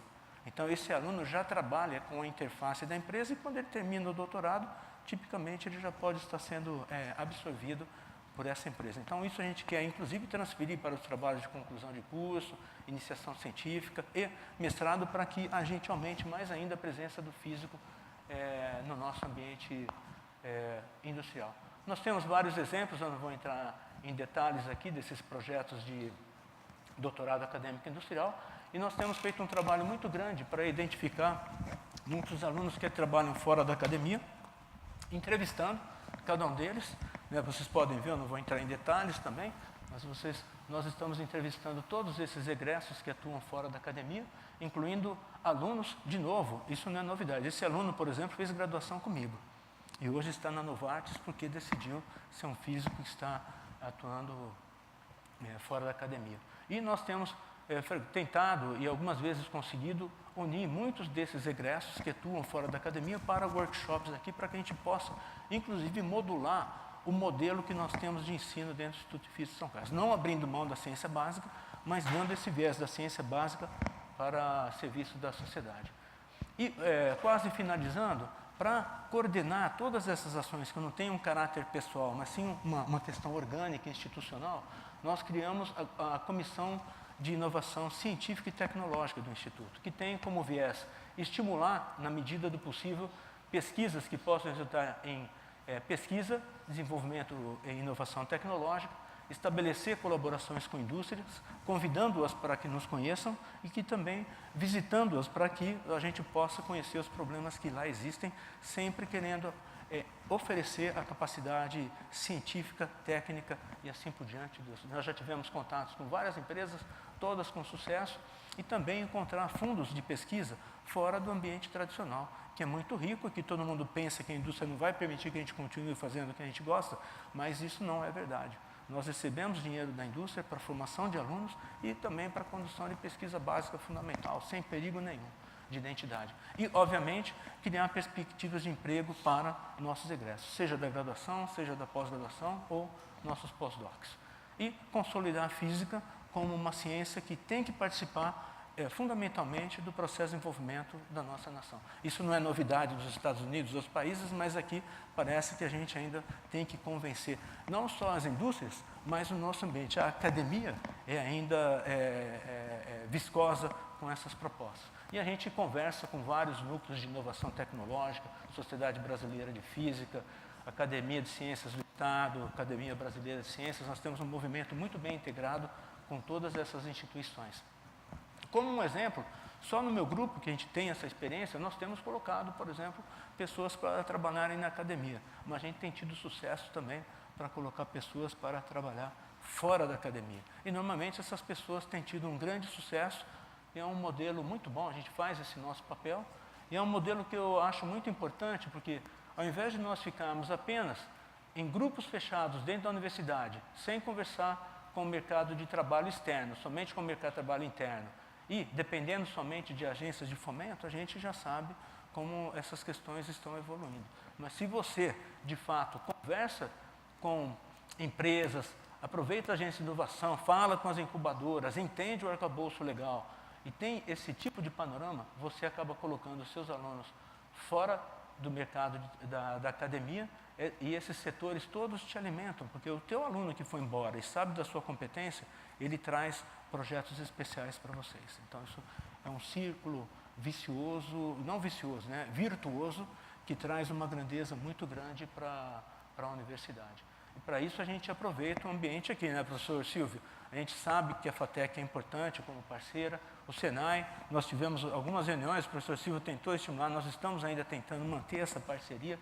Parktec, sim, é fundamental, um orgulho para a nossa cidade, a agência USP de inovação, coordenadora é o professor Banhato também da casa, mas conversamos também com a agência de inovação do Estado de São Paulo para que a gente consiga fazer com que tanto o aspecto acadêmico quanto o industrial da pesquisa tenham o mesmo impacto na formação do aluno e que a gente participe desse processo. Obviamente, a gente precisa de novos estudantes, professor Catunda quase acabando, ok? Mas para a gente arrumar novos estudantes, volta um pouco ao tema desse evento, né? Nós precisamos conversar com eles. Então, o Instituto de Física de São Carlos tem várias atividades de aproximação aos alunos do ensino fundamental e médio, com o programa universitário por um dia, não vou detalhar, mas já recebemos aí mais de 20 mil alunos ao longo dos últimos anos, e a gente fala da USP, como ela é importante, como é importante você entrar na universidade para querer transformar esse país com cidadania e assim por diante. E lá no finzinho a gente fala que a física também tem um papel importante com palestras como essa. A gente fala também sobre as perspectivas profissionais, não somente com os alunos, mas também com os pais e professores, porque os professores às vezes são as maiores barreiras para o aluno escolher física. E também temos as escolas de física contemporânea, onde são aqueles alunos ganhadores de Olimpíada, que esses sim, os pais não querem saber que eles façam física. Mas quando a gente faz uma palestra como essa, mostra que existe mercado de trabalho, em reuniões como nós estamos tendo hoje aqui, em domingos, esses pais chegam para a gente e falam, olha, o que vocês falaram está me deixando, talvez, permitir que meu filho possa fazer física nesse instituto, porque tem perspectiva de trabalho importante. Ou seja, nós temos aí várias ações, não somente com os alunos, oferecemos educação continuada para professores do ensino médio, em grande parceria com a diretoria de ensino, e também estamos montando um laboratório de referência em física, que usa o livro-texto, não sei se o professor Pietrocola está aqui no momento, mas nós usamos o livro dele, que é o livro usado no Estado de São Paulo de Física, com as demonstrações lá, para que os professores possam interagir melhor com os alunos na formação deles em física. Enfim, nós também, então, populamos muito os nossos espaços com os alunos que talvez façam física no futuro, tal como o professor, o Crestana, quando teve lá uma palestra, antes de fazer física, foi lá uma pessoa muito famosa falar de física, ele decidiu fazer física, e a gente acaba tendo aqui uma pessoa que tem um impacto muito grande fora da academia, dentro da Embrapa. É isso que a gente quer. E terminando, nós usamos também o conceito de aproximação, não somente com demonstrações de física, mas também com uma presença artística, com concertos de altíssima qualidade oferecidos pela Universidade de São Paulo, mas não só com concerto, isso eu vou ser rápido, nós estamos aproveitando também para falar de ciência e arte. Aqui nós tivemos um concerto com o professor Caio Pagano, um grande músico brasileiro que atua nos Estados Unidos, e nós apresentamos o que é a série de Fibonacci, por exemplo, e como ela interferiu no desenvolvimento da música em um certo período da história musical. E depois tivemos uma apresentação musical, a gente chama de concertos a 4 mãos. 2 mãos ciência, 2 mãos música. E agora nós vamos ter um concerto também de física da música, com uma palestra sobre física da música, depois o músico apresentando como isso é de fato na apresentação, depois um concerto mantendo essa informação. São atividades interessantes, que tem também a exposição Portinari, que une arte e meio ambiente. A gente faz essa atividade e atinge fortemente os alunos do ensino fundamental e médio, com o que vocês gostam de fazer, que é o ensino e tudo mais, mas a gente tenta também trazê-los para a universidade primeiro. Se vier para a física, legal. Se vier para a universidade, também é um elemento transformador de sociedade, não tem problema. E terminando, nós fizemos, o último evento que nós tivemos foi Santos Dumont, porque a gente quis aproveitar esse modelo Santos Dumont naquilo que é um sujeito que foi empreendedor, sabia de física, sabia de engenharia e tinha um design muito legal. A gente aproveitou esse modelo, enchemos essa sala de professores do ensino médio e alunos do ensino médio com palestras sobre a física da sustentação, da asa, a física do voo, várias demonstrações. Então, foi um sucesso onde a gente cria, então, esse ambiente de aproximação com os alunos do ensino médio. Eu acredito, então, que com essas ações, que eu não pude aprofundar, a gente tem atingido desde o ensino fundamental até os nossos egressos, com ações que aparentemente são separadas para quem vê nesse momento, mas na verdade é um corpo rígido que age com várias facetas e que acaba tendo esse sucesso que a instituição tem em todas essas áreas de atuação. Então, aqui eu termino. Professor Catunda, passando um pouquinho aí do tempo, né? Agradeço a atenção de vocês.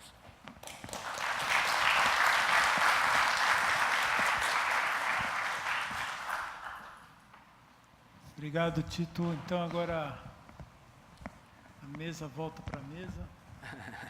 E a palavra, então, está aberta para perguntas, comentários. Boa tarde, professor. Extraordinário a exposição de vocês com relação à inserção do físico em áreas tradicionalmente inéditas no Brasil.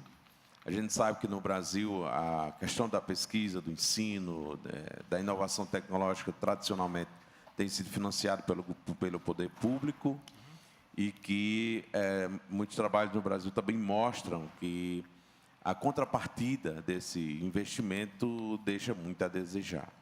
Contudo, a gente sabe que todo esse processo é tão importante para o nosso país, para o desenvolvimento tecnológico e para o engrandecimento da nossa nação, frente a esse cenário tão adverso de dificuldade de investimento em pesquisa e inovação tecnológica, a gente tem um fator primordial aí, que é a questão gente.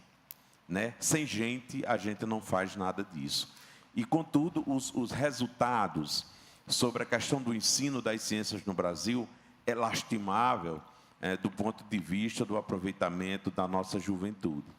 Né? Eu estou à frente de um curso de licenciatura em Física no interior do estado de Pernambuco, e lá nós travamos uma luta ferrenha para que o jovem vá fazer a inscrição, né, do nosso vestibular, e que vá fazer a matrícula e que no primeiro semestre ele não vá embora.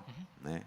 Então, quando a gente olha o cenário da educação básica nesse país, em termos não só de ciência, mas com a estrutura como um todo, a gente fica extremamente desanimado nessa perspectiva. Então, assim, eu queria ver a impressão do senhor com relação a isso, né? Que tipo de avanços a gente pode esperar, né, mesmo com ações tão bem sucedidas de vocês aqui, né, que certamente tem uma nova realidade. A nossa ainda, lá no interior do Nordeste, é muito complicada, né, porque muitas pessoas passam ainda boa parte de sua vida tentando se manter viva, né, e não tem tempo para pensar nesse tipo de situação. Quero ver como é que o senhor vê esse cenário num país como um todo, né, dessa aproximação da academia, né, dos trabalhos de mestrado e doutorado do nosso país, que não sirva apenas para dar título a esses cidadãos, que essas pesquisas voltem e tentem resolver esses problemas. Eu queria saber do senhor qual a sua impressão e que tipo de perspectiva o senhor vê para médio e longo prazo nesse sentido. Sim. Bom, eu entendo que a pergunta é diretamente, então eu já começo a responder. Eu agradeço essa sua pergunta. O Instituto de Física de São Carlos, apesar de todo esse esforço, quando os seus alunos têm sucesso no vestibular, a gente normalmente pede 50% deles ao longo do tempo. Ou seja, nós nem percebemos, né, mas quando a gente chega no meio do curso, sumiram metade dos nossos colegas. Então, essa é uma preocupação grande.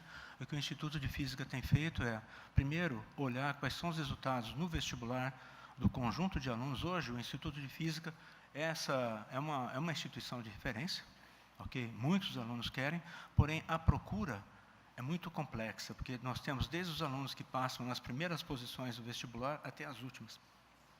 E como você tem N chamadas, vai do primeiro até o 24 mil. Ou seja, nós temos um espectro de alunos que é gigantesco. Talvez o que entrou em primeiro lugar não queira ficar na física, e talvez o último, se for bem trabalhado, pode ser um aluno de expressão. Então, nós, internamente, instituímos uma comissão de acompanhamento ao desenvolvimento acadêmico do aluno, para que a gente possa, com um grupo de 10 professores jovens, dedicados, com um perfil de proximidade com os alunos, poder construir um ambiente onde, com apoio de setores de psicologia, vocacional, o escritório de carreiras e todo mundo, todas essas questões, criar um ambiente onde tenha motivação para que ele possa evoluir, possa consertar pequenos erros na sua formação, ou, quando ele não tiver jeito de ficar aqui, a gente, ao invés de dar um safanão nele, a gente vai dizer, a gente vai te apoiar a encontrar uma outra escola para você por transferência. Então, internamente, é esse nosso esforço atual. Outro esforço que nós temos feito ao longo dos últimos anos é ter essa aproximação muito intensa às escolas de ensino médio, principalmente. O fundamental um pouco mais distante da gente, mas a gente precisa crescer nessa ação. E a própria diretora, a professora Débora Blanco, ontem, na abertura, comentou a grande parceria que nós temos. Então, nós temos oferecido um apoio para que os professores de física do ensino médio tenham um aperfeiçoamento na sua formação, com uma escola continuada, e com a nossa presença. Às vezes, para eles, é difícil ter que enfrentar uma tarefa de reconstruir seu conhecimento. Nós nos oferecemos para ensinar, fazer a primeira frente de batalha, depois que eles se sentirem acomodados, nós podemos deixar com eles. Mas essa é uma relação onde a pessoa não tem muito tempo, cria um pouco de medo para ela se inserir, então não tem tido muito sucesso, mas a oferta para fazer com que eles façam o papel deles como professores do ensino médio fundamental e que possam, conosco, melhorar a perspectiva de entrada de alunos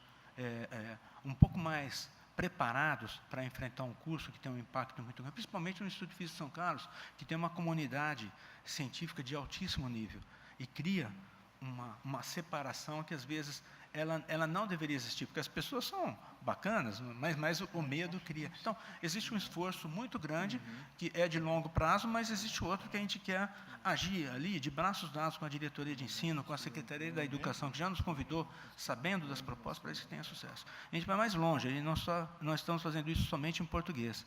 Nós percebemos que as aldeias indígenas paulistas estão muito isoladas, e temos o mesmo processo, e agora, em março, nós estaremos conversando com eles em Guarani, para fazer com que a física chegue de uma forma mais acolhedora ainda. Então, de uma forma geral, e não estendendo mais ainda, são essas ações que nós temos feito.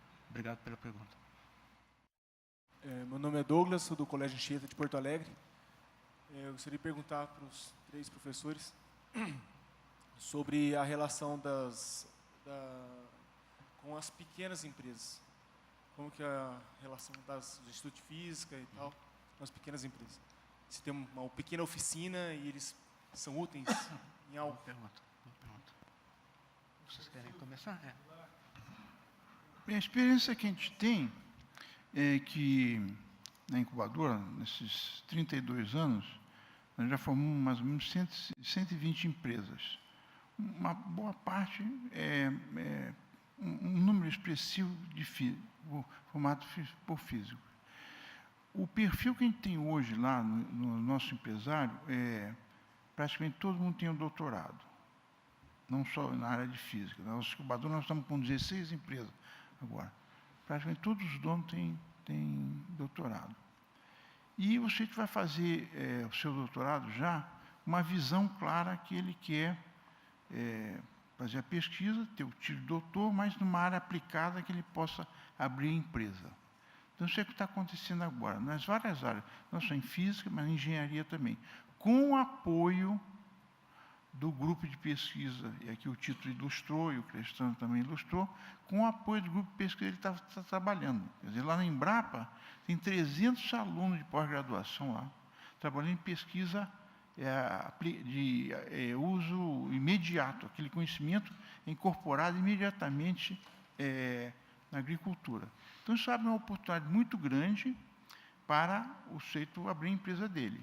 A empresa, em São Paulo, você tem a FAPERF, que o Tito mencionou, que é um primor. A FAPERF é um orgulho para todo brasileiro. E esse modelo foi copiado no Brasil inteiro. E ela tem um programa que chama PIP, Programa de Inovação em Pequena Empresa. Você submete um projeto, você não precisa ter título, também tem outra coisa que eles mudaram. Você submete um projeto, tem fases. A primeira fase, você pode receber, até, se for aprovado, até R$200 mil, em 9 meses, para provar a viabilidade técnica daqueles. Uma segunda fase, para desenvolver em 2 anos, isso não reembolsável, até R$1 milhão. E uma terceira fase, com o apoio da FINEP. Então, é capitalizar a empresa. Então, tem as incubadoras, tem os parques tecnológicos, a FINEP tem uma série de apoios, tá certo? Desde empréstimos a juros zero, empréstimo subsidiado, programas também de financiamento da pesquisa na empresa. Então, o SEBRAE, que é uma instituição também de apoio a quem quer abrir empresa. E nós estamos terminando uma revolução tecnológica hoje. A humanidade está passando por uma revolução da sua história de 10 mil anos, desde a agricultura para cá, em que a gente vive, a gente consome conhecimento. Então, o conhecimento passou a ser um insumo indispensável, tá certo, para a geração de riqueza. Então, existe uma oportunidade muito grande para as pessoas que querem abrir empresas se prepararem já dentro da universidade, fazendo curso de empreendedorismo, se associando aos grupos de pesquisas mais propensos, vocacionados, mais amistosos, essa ideia de auxiliar na saída. Nós temos a agência de inovação da USP aqui, que está fazendo um monte de coisas, tá certo? Também, em cada campus da USP tem a agência de inovação. Então, o ambiente, em geral, tem a legislação toda que está mudando.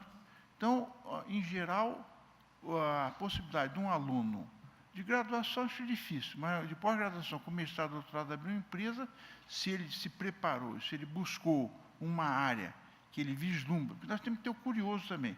Nós temos que adotar a tática Vietcong, né? Então, se for produzir em massa, tá certo? Pequenas empresas, startups, uma parte delas não vai dar certo na primeira tentativa, e algumas vão dar certo. Então, isso no mundo inteiro ocorre assim. E outra coisa que está ocorrendo agora com as startups são as grandes empresas estão abrindo espaço, inclusive em São Paulo, o Itaú, né, a Telefônica, o Google, estão abrindo o que eles chamam Workspace. Então, co-workspace. Então, a área de trabalho de cooperação, em que eles recrutam, abrem uma seleção, pessoas que têm uma ideia interessante. E eles apoiam essa pessoa a desenvolver uma ideia. Apoiam de várias maneiras. Então, há uma mudança muito rápida, permitindo que o curioso, o interessado, o empreendedor, queira também aplicar os conhecimentos que ele adquire na universidade, não precisa só em física, tá certo? Como empresário. Então, isso é uma oportunidade nova, né? O governo reconhece como uma necessidade.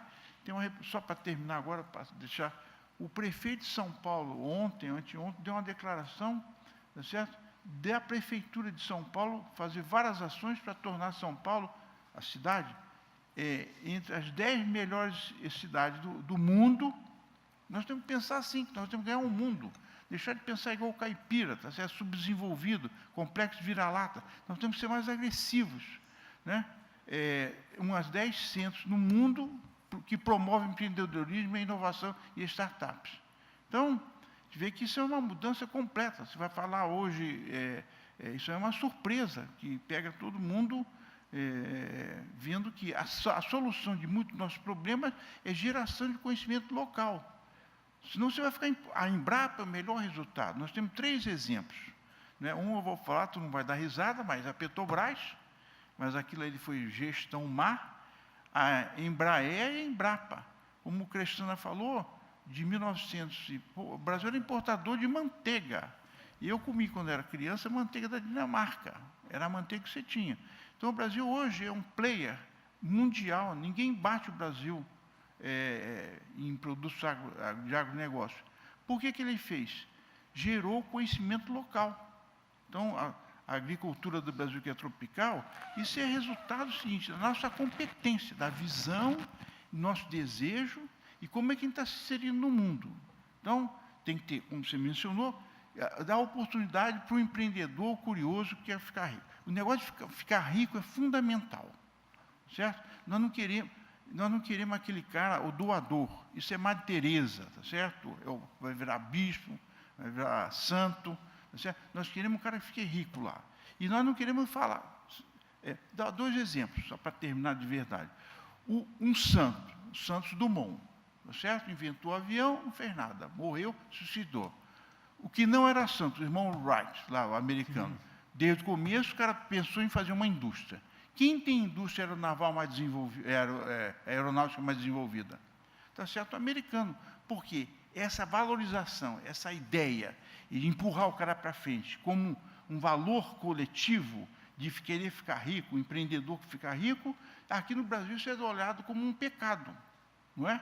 Então, isso vem da nossa maldição, que a gente foi descoberto, tá certo? E no barco do descobridor vieram os jesuítas, que fizeram o voto da pobreza, da castidade e da obediência.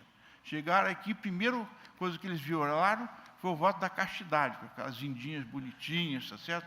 Tudo esperando ali. O outro voto que eles violaram também foi da obediência. Tinha um oceano separando do Papa. E mantiveram o voto da pobreza. O voto da pobreza, a pobreza não dignifica ninguém. A pobreza é uma ofensa, tá certo? De qualquer maneira. Então, como é que a gente pode agora nos inserirmos?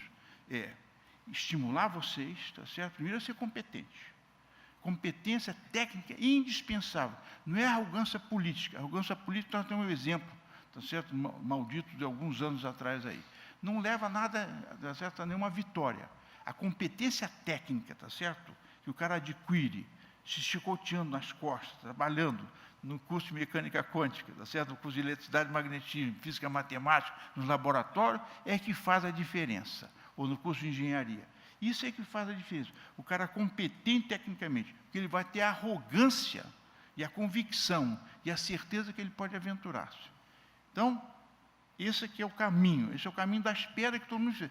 Nós não estamos condenados a ser pobres, tá certo? O país é grande demais, tá certo? Nós temos que eliminar quem tem esse pensamento ruim, que não levou a nada. Um país dividido, muita desigualdade regional e social, que não promove nada, não tem motivo de estar assim. O país é grande, a população é pequena.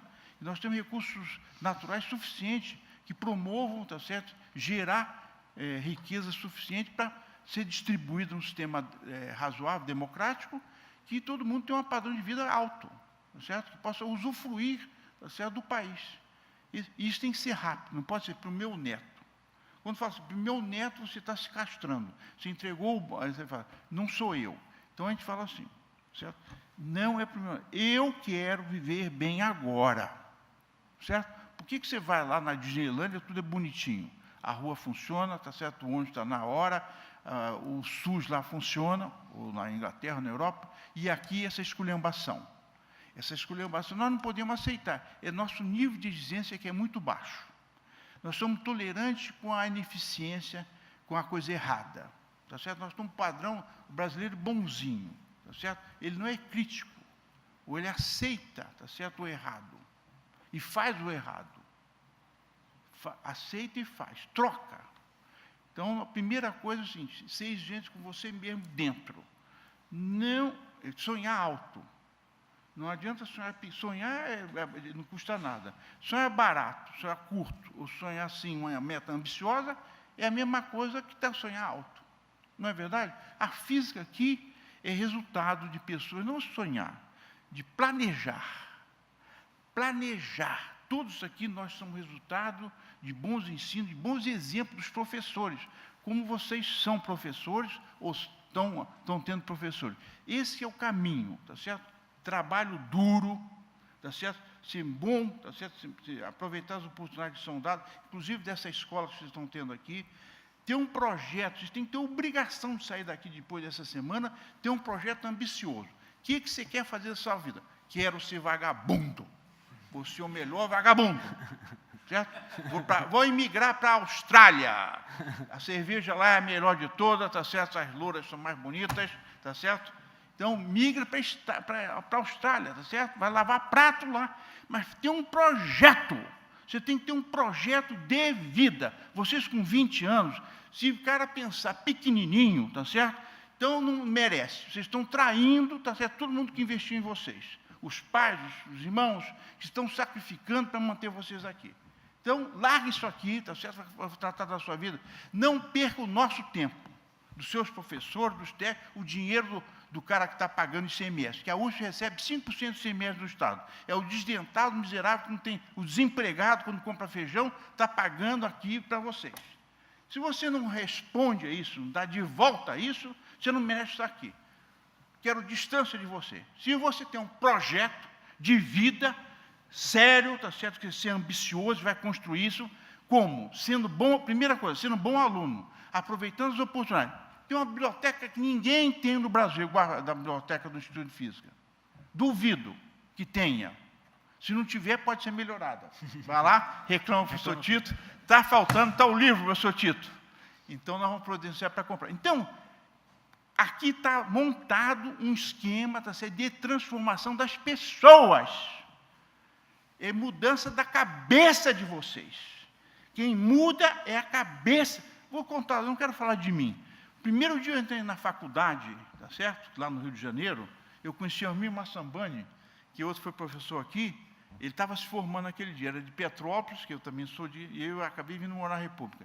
Na roda dele, ele estavam falando de uma pessoa que faz doutorado nos Estados Unidos. O Brasil não tinha programa de doutorado, não tinha.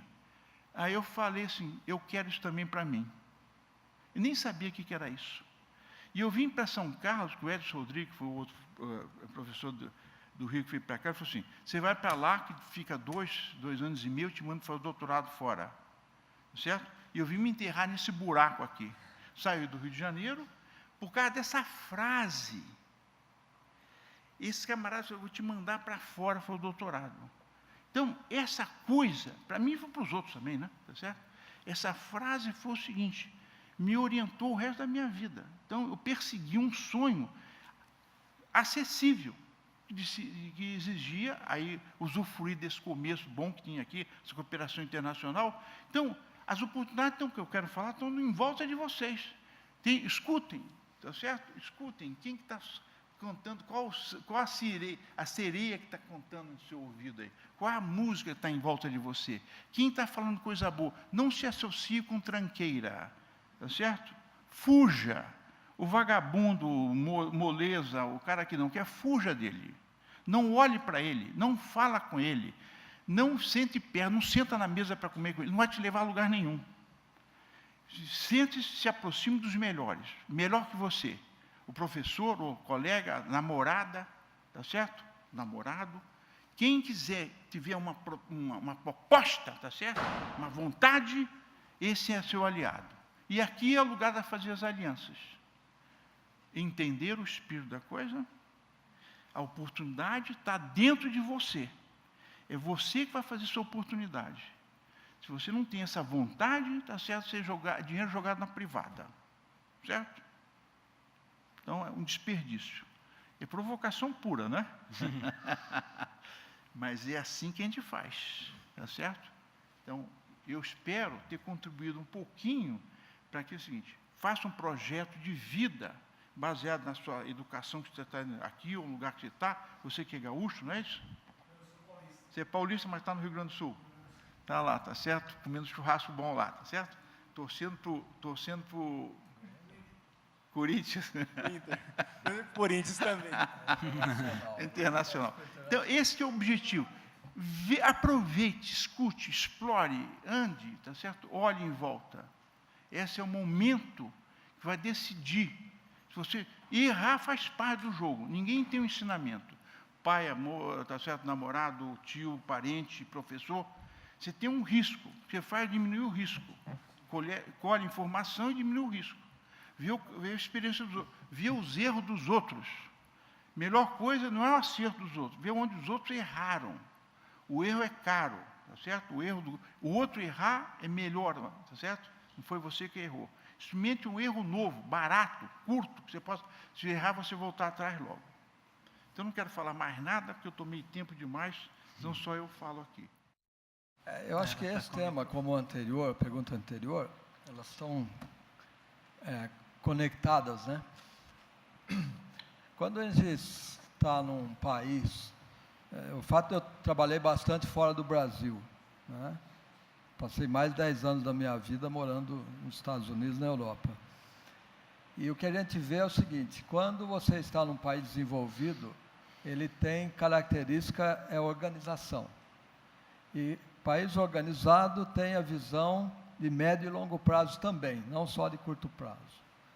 Nós temos o problema grave, né, de pensar só no curto prazo, no imediato, no troca-troca, né, no toma lá da cá e assim vai. Então, essa é uma cultura desastrosa, basta ver os resultados dela.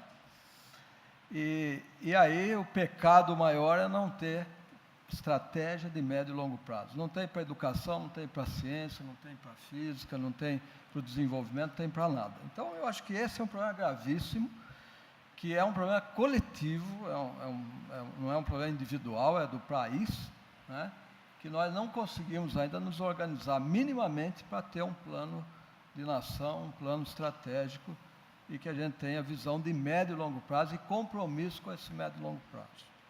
Educação é o primeiro exemplo principal, acho que tudo começa por aí. A física, a dificuldade hoje de ter professor, de ter aluno que queira estudar física para ser professor. Eu me lembro de perguntar para os meus filhos quanto da classe dele queriam ser professores. Podia ser de biologia, química, matemática, física. Praticamente ninguém. Quer dizer, então, por quê? Tem uma série de razões para isso acontecer, mas isso tem que ser rompido, porque senão nós não vamos avançar. Imagina 100 professores, né, de qualidade e motivados para gerar novos alunos. Eu sou claramente um exemplo disso, quer dizer, eu tive professores motivados em física e matemática, nessas áreas todas, que mudaram a minha vida, mudaram o meu destino. Eu acho que isso tem que ser propagado. Agora é o seguinte, bom, então é um fatalismo, nós não temos organização, nós não temos planejamento, nós não temos visão, não temos compromisso. E, portanto, vamos eternamente continuar assim, né? Eu acho que aí o rompimento ele vem pelo exemplo, até no comentário que o professor Silvio fez no início, que é o seguinte, olha, mesmo sem muito planejamento, o professor Mascarenhas, o professor Milton, o professor Silvio, etc., né, que estavam aqui naquele momento enfrentando as dificuldades, desafios daquela hora, souberam tomar iniciativas que fizeram a diferença. Então, é o seguinte, a responsabilidade individual nessa hora é muito maior do que se nós estivéssemos no país desenvolvido.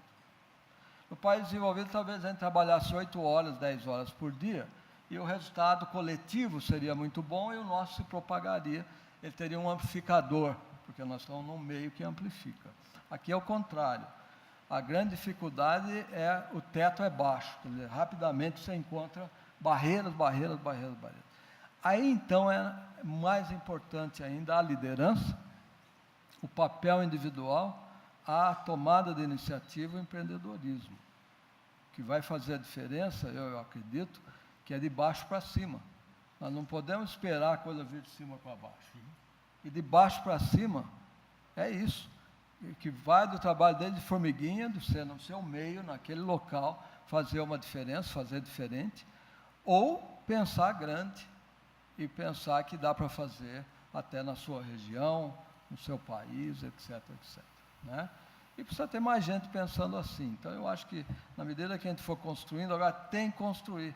A verdade é que, por mais que a nossa geração tenha feito muito, e fez, não foi suficiente para o Brasil de hoje.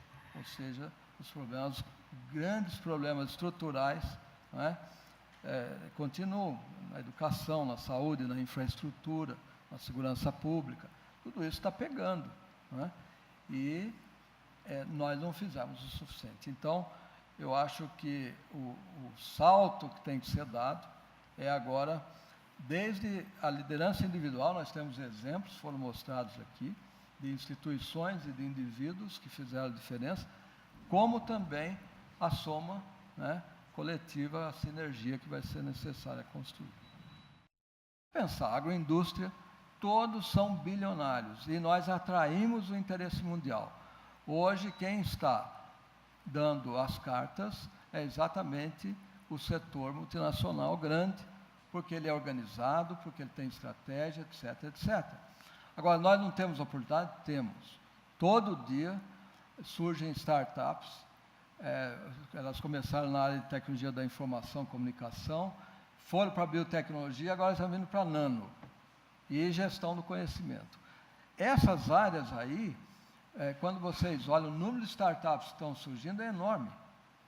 Só que lideradas principalmente por estrangeiros.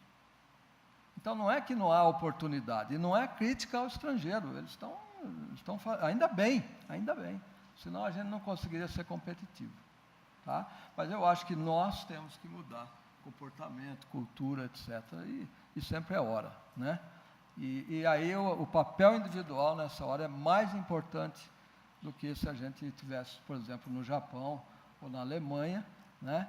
Aqui, se lá trabalha 8 horas, nós temos que trabalhar muito mais, nós temos que ser muito mais agressivos, nós temos que ser muito mais criativos e andar pelas brechas. Quando não há porta e janela aberta, você vai pela trinca da parede e tenta abrir buraco na trinca da parede. E nós fizemos isso e deu certo, e estamos fazendo todo dia. Todo dia. Tem que matar 3 leões, né? Um de manhã, no almoço e na janta, senão você não vence. Presença de todos, as perguntas, e agradeço principalmente aos membros da mesa, e muito obrigado.